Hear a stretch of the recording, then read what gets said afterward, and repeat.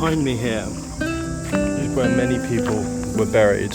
Thousands and thousands of people were buried here. And during the wet season, it floods and it is still covered in water.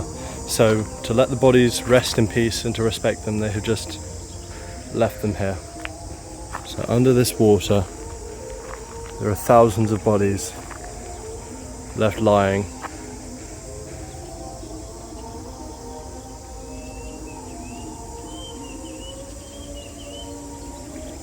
When the water comes up in the flood season, it actually surfaces more bones and cloths.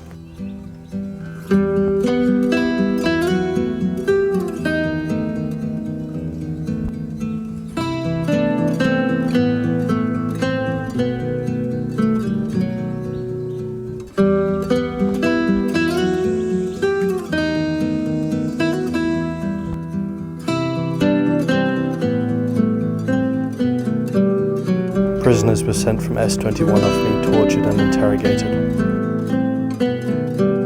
Most victims when they arrived here were sent straight for execution, but for those that weren't, they were sent into a wooden hut with no windows at all. Now the wooden hut would have been here, but it's now demolished because when the country was liberated from Pol Pot, people were so poor they came in here and just took things so they could have shelter. And many of the structures have also been taken down. This one is long-standing because this area used to be a Chinese burial ground, but there were other buildings for different purposes, including a storehouse for what was agricultural tools, but now they were then used for killing. But that is taken and destroyed for when people came to use it.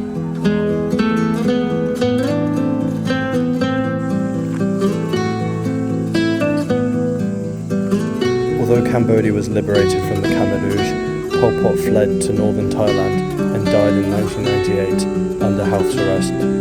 Although he was educated as a teacher, teachers, doctors and professors, even people with soft skin or that wore glasses, were sentenced for execution.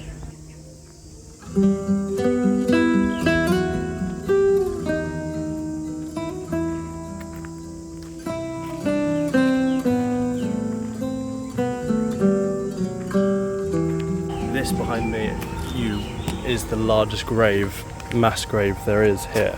There's 450 people discovered to be buried in this one spot. At the peak of Pol Pot's scaredness and worry, there were 300 people being killed here a day. As we walk along here, there's more and more mass graves.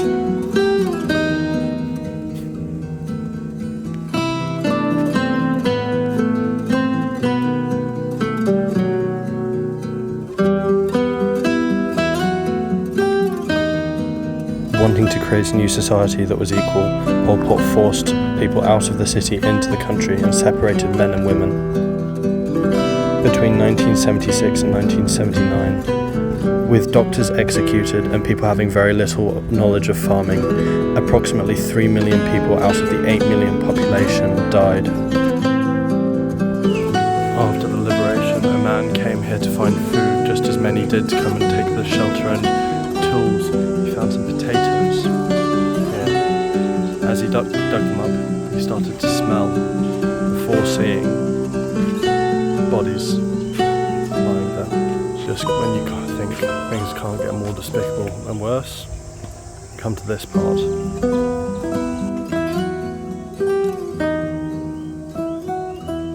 Do you see that big tree nearby? It is called the killing tree. Soldiers grabbed babies by their legs, smashed their heads against it, then tossed them into the pit. All this at night, in the glare of fluorescent lights.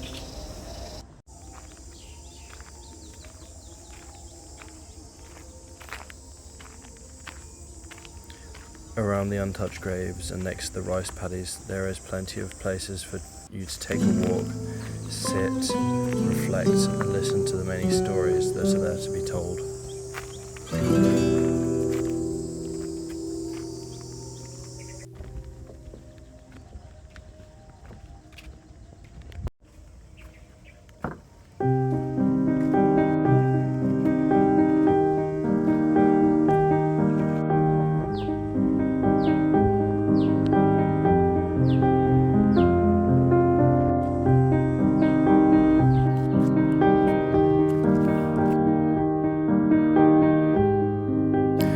Here is a monument made which houses many of the bones and tools and clothes worn by the victims.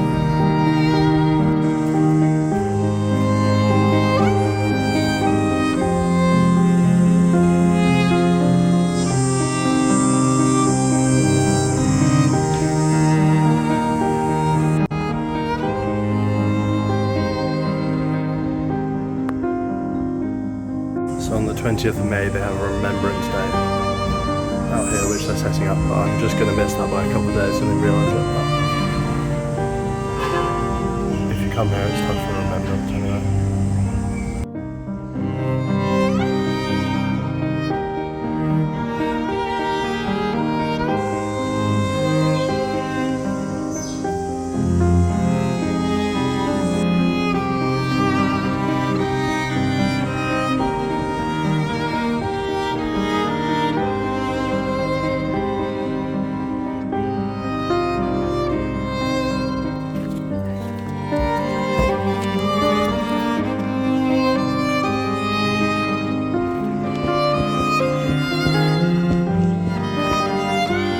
In here is a museum about, well, just about everything that was going on, both generally during the regime and here specifically.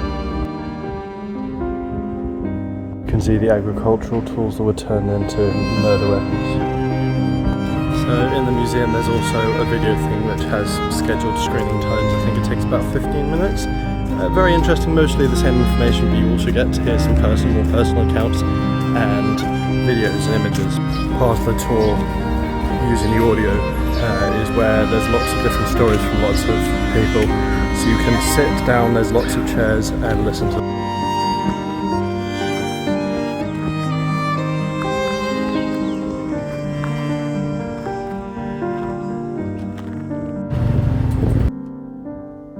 Time to come to Killer Kilds is early in the morning.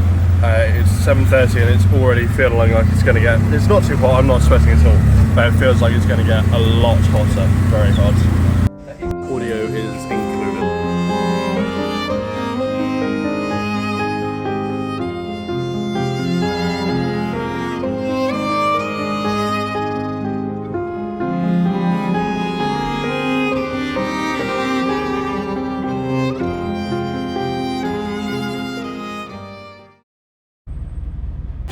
Bus was shit, really hot, but we're in Camp Hot. Nice sunset.